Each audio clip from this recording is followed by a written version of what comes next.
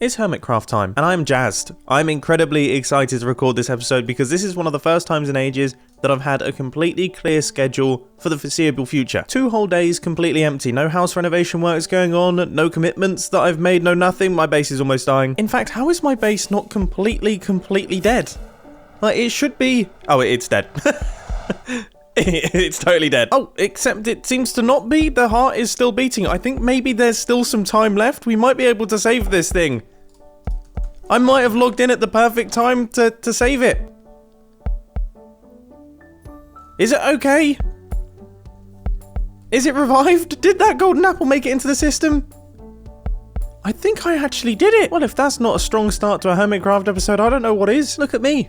You know, I take a month, essentially a month away from the server, and I return immediately a hero. The base saver extraordinaire. The last minute champion that my base deserved. A handsome mustached man lobbing golden apples at towers. That guy who shoves gilded fruits into inanimate objects in front of a global audience. It's very good to be back. Holy barge, what's happened here?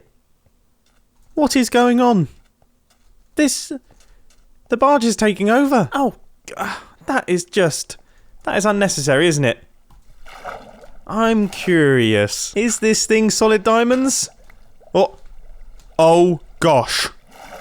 Oh, I thought I dropped into decked out. Wait, what have I found?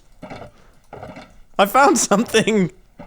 What have I done? I can confirm that the diamond beacon in the barge is in fact made of solid diamond blocks, which is depressing. Impressive, but depressing. Anyway. What is my plan for today's Hermitcraft episode? Well, there is quite a bit of work that we need to do. You see this industrial district? This place with all of my farms in it that is currently looking horrendous. Yeah, it's looking absolutely terrible. It's looking very, very ugly indeed. Well, this is going to get transformed today. Today is the day that it gets transformed and hopefully finished. I mean, this definitely isn't going to happen in a day. This is going to be multiple days of work here, but we have got farms to build. Well, actually, I've got farms to plan. I need to work out what farms are actually going to go up here and then construct them. And I need to place all of the blocks down underneath here. And what blocks am I going to be using? I'm going to be sticking with my initial plan of using water. Now, although this seems really easy, you know, I just place a bunch of water around the sides and then it will create infinite water sources. I still don't want these ugly blocks underneath, so we're going to need to replace all of those with stone? I think a stone. I mean, what does water on top of stone actually look like? Yeah, it looks alright. I mean, there are probably better block combinations out there, but none that are going to be quite so simple. Enjoy your horrible noise, I haven't missed this. That sounded even worse than I expected because of an issue with my recording software. It was recording the Minecraft audio twice. Sounded very strange. Anyway, after a decent chunk of fanning around, I'm now finally starting to actually place my stone blocks in. And this is dull. I take a lot of time off making Hermitcraft videos, and the first thing that I decide to do when I return is literally just place a layer of stone. I mean, am I trying to kill my enthusiasm? Like, is that what I'm actively trying to do here? Okay, removing the grass isn't actually that bad. It's pretty fun. We are around about halfway done now. I'm just picking up some areas that I missed, and everything is looking very grey and very boring, which is a good thing.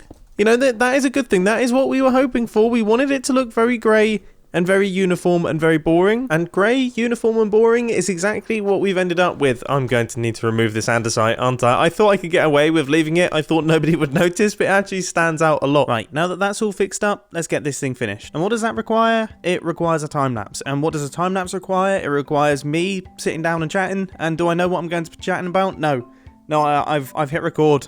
And I have no plan. I guess I could talk about house renovations some more, but honestly, that would be...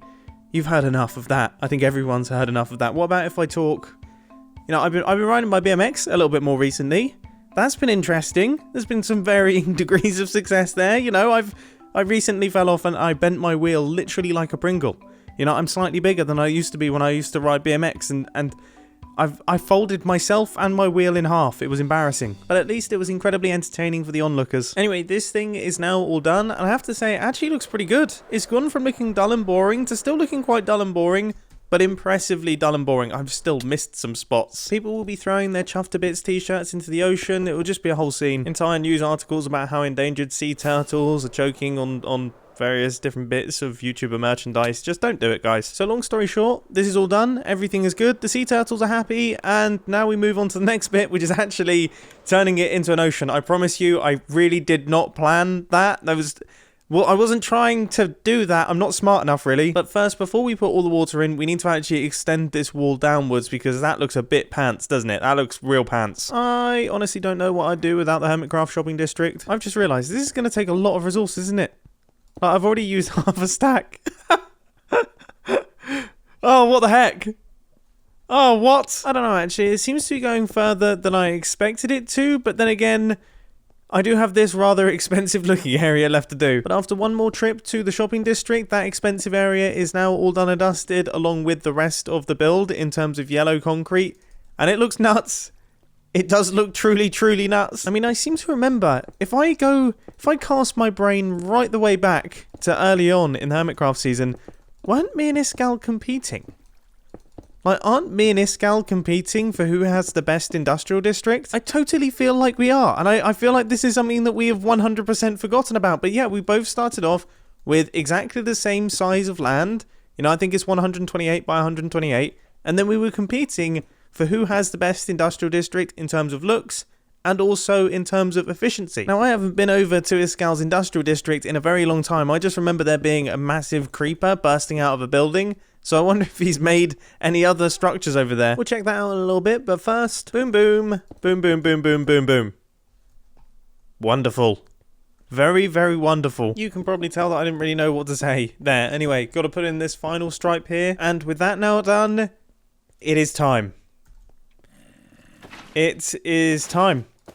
I mean, I guess I will run along and I will place in some water just in a little section and see if I'm liking the way that it feels. I'm liking the way that it feels. I think it's much better than the stone, and I think it's much better than what we had before. I am happy. Time to go ham. I still always think this is one of the coolest looking game mechanics in Minecraft.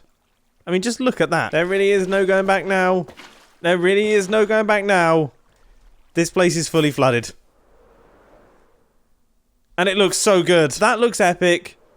That looks so complete. That has really changed the way that the industrial district feels. It no longer feels half finished. It looks really finished. Why does it suddenly look so clean and polished and well done? It looks like it's been finished. Honestly, this is not what I was expecting. I was not expecting this to complete it. I just thought it would help. But no, now it looks like an actual industrial district. It looks like a solid thing. You know, it no longer looks half done. Even though there's still farms to be placed in, it no longer feels weird. I'm flying away. Over to Iskall's industrial district. He may have... that is great. That's crazy. He has an entire building of diamond ore. Alright, this is not the sort of competition that I was expecting. You know, industrial districts to me, they're all about just farms. Not about serious flexing. This is a flex. This is like... This is the top tier flexing. I don't know. I am loving the way this looks. I am really, really loving the way this looks. I was not expecting to love it as much as I do, but I love it. Okay, it's time to stop blowing my own trumpet and start building some farms. What farms exactly? I'm not sure. I don't know. I mean, on this sign right here, it says villager zone, but I already have a villager zone. I've got one of those. I have like an entire villager district. So there's no point in building one of those. But I definitely haven't built every single farm in Minecraft. Like, I definitely haven't built all of them. There has to be farms that I can construct that will fit into this rather enormous gap. I can't just leave this empty. That would be painful. So I asked Twitter, and most of the responses were stupid. But one person suggested a honey farm. And I'll be honest, I've never built a honey farm before. I don't actually even know how they work, which is an embarrassing thing, considering how many honey blocks I've actually used. So it's time to get into the redstone testing world. And to be honest with you, it seems like pretty much all honey farms, as far as I can tell, are fairly similar. There's kind of not too many variations on how to do it. So once our little beehive gives a signal strength of 5, this will all be powered, the dispenser will be activated, and it will grab the honey from the beehive and chuck it into a hopper line. Now, where I want to make my design at least somewhat interesting is I want to have an automatic distribution of our glass bottles into the dispensers. so I don't have to worry about refilling each and every individual one of them. So I'm hoping this little design right here should work quite nicely. If I drop those in there, it goes across, and then... Okay, each one of these hoppers currently has a very similar number of bottles on the inside of it. So I would say that's been successful. But obviously this is a fairly tiny little structure, so I think I'm at least going to double the size of it, you know, mirror it, so that we've got one on each side, and then I'm going to slot it in a little gap. Right about here, in this zone right here. So it will line up perfectly with the edge of our concrete farm. So it will go into this section here, leaving this strip still available for something that I really want to construct. It's something that I haven't built in years. Like literally years. And I'm excited for it. Anyway, it is now getting towards nighttime, which I believe is the time that I should go hunting for beehives, because then the bees have gone inside of the beehives. Remember, I still don't know what I'm talking about. So if I grab this thing with Silk Touch enabled... Okay, I have a bee nest. Does it have bees in it? I don't know. How long have bees been in the game now? I feel like it's over 2 years. How do I know so little about this incredibly important game mechanic that I rely on so much to build redstone contraptions and things? Well, that was unsuccessful. I only managed to find 2 beehives, and the first one you saw me find. So I guess one option is to just chuck down these bees nests, hoping that there are actually bees in them, then breed up the bees, and then place some beehives in the area that I've crafted or potentially bought from the shopping district. Yep, this definitely seems like the best option, at least for the foreseeable future. I so wish people were selling filled beehives. I almost feel like...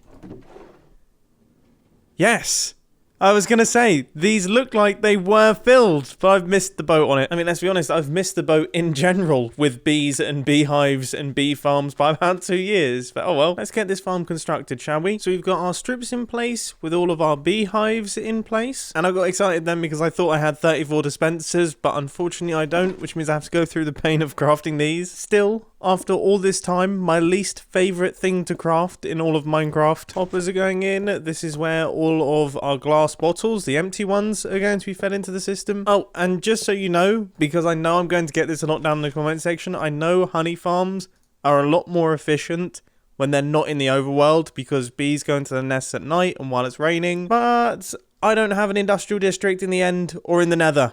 And I really wanted to build this farm in this area here. I think it will look really cool, so that's why I'm sacrificing some efficiency. Right, I think that saves me being punched in the face by the Hermitcraft server. All of the redstone is now making its way in place. Hopper lines, which are going to be picking up our honey bottles. And now the minecart rails, which are going to be sending our empty bottles into the correct locations. Next we have all of the flowers. And finally at the end here we have our bee nests. This is going to be interesting. So if I place this in... and then remove the slab. No bees have come out of there, have they? Oh, we got a bee! We have a bee! Oh, this is fantastic news. We have just the one bee. How am I meant to breed? How am I meant to breed the bees? I don't think I can breed just one bee. I think that could be a struggle. Right, let's see if anything happens over here. Are we going to get a bee out of this one? It's not looking likely, is it? It's not looking likely. How am I meant to know which beehives have bees in them? I guess I'll cross that bridge in a second. For now, I want to work on a little addition to the system, which will allow me to fix this bee farm if one of the beehives fills up, but the dispenser is empty. Because currently when that happens, obviously this redstone line gets fully powered, and then no bottle gets dispensed, which means that the beehive stays full forever. It will never get empty. And that is a bit of a problem. So this solution right here totally fixes that situation by allowing me to unpower and then repower specific redstone lines if they get stuck. So there is my little honey farm all done and dusted. It's looking rather cool in the industrial district there. The only issue is it's not working, is it? There's one bee in it. There is one bee in it, and I'm still yet to... I don't know where the bee has gone.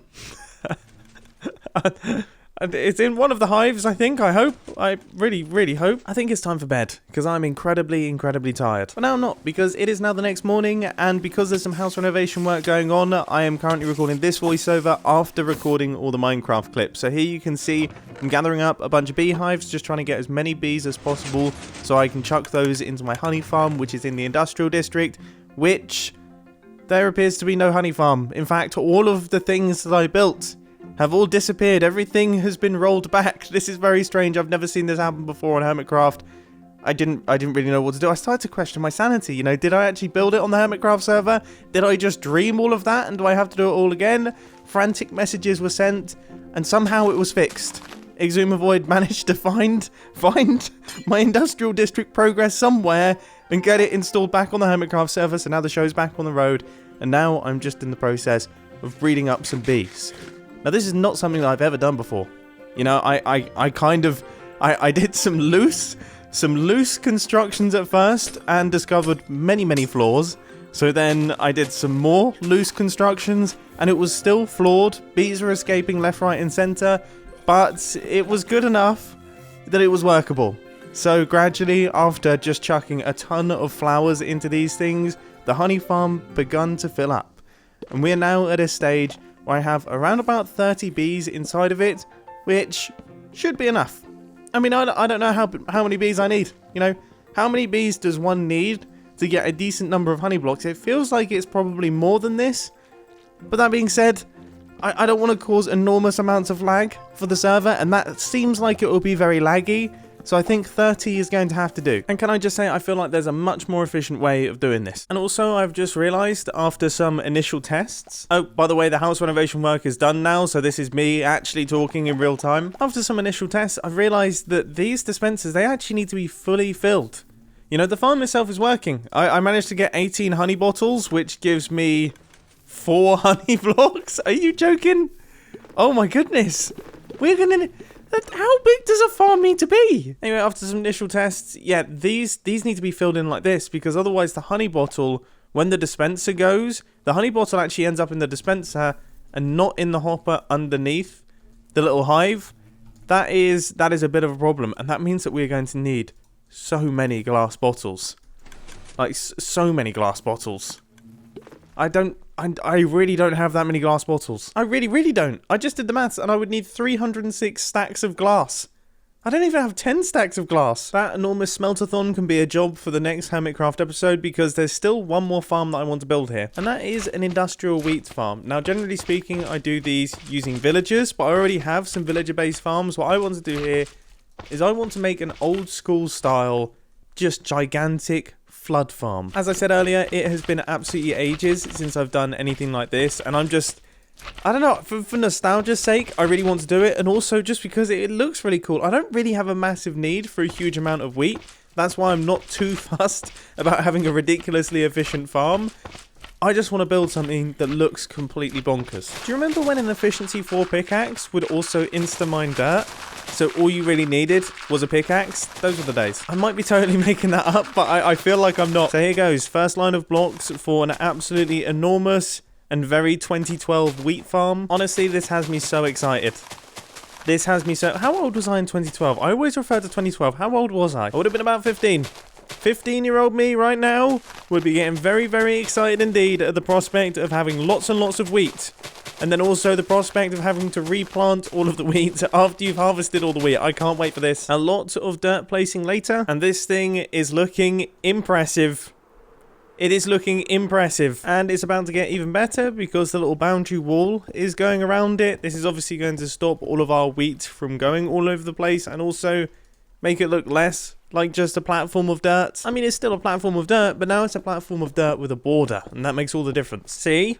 See, I wasn't joking. Now we need all of the water channels, which are going to hydrate all of our crops, which for this, I've literally just chopped into the dirt. I was thinking about doing them in rows back here, but then I realized that actually my platforms, they're way too big to stay hydrated. So instead, I'm going to do them in strips like this. Now just the pistons up at the top, which are going to be holding back our water, and they're going to be activated, making use of this line right here. Now, this, I actually want to do something relatively intelligent with this redstone system, in that I want to connect it up to the bottom. So here is the plan.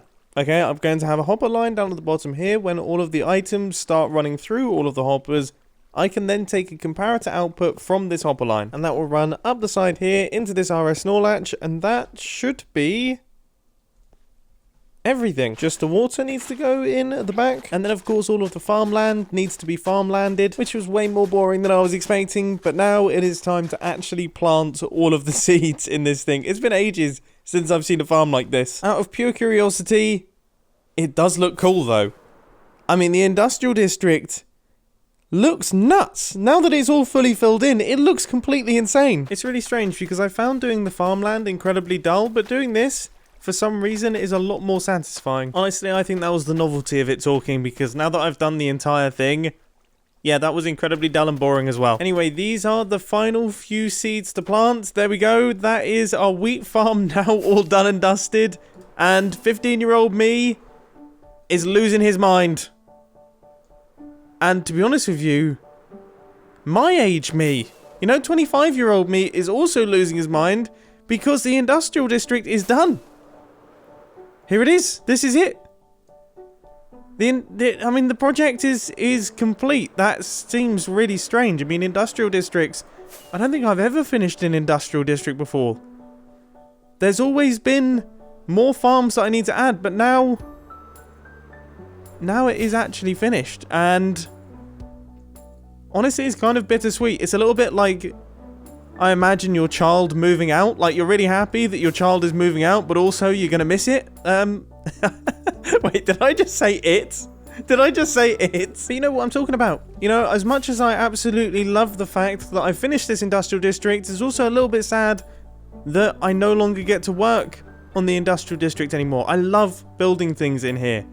It's honestly one of my favorite projects. If I'm ever stuck for what to do in a Hermitcraft episode, I come to the industrial district because I know that I'm just going to get inspired and I'm going to have fun. And now I've almost lost that outlook. I'm sure I'll find little odd jobs to do here and there, maybe some improvements to item and transportation and things, but in terms of large-scale farming projects, I guess we are done for Hermitcraft Season 7. And on that positive, but also slightly negative point, I guess it's time to end. I hope you enjoyed this Hermitcraft episode. It's good to be back, and I'll catch you in the next video. See ya! And I guess with the completion of this project, it beggars the question, what other projects do I need to complete? I've obviously got Pacific.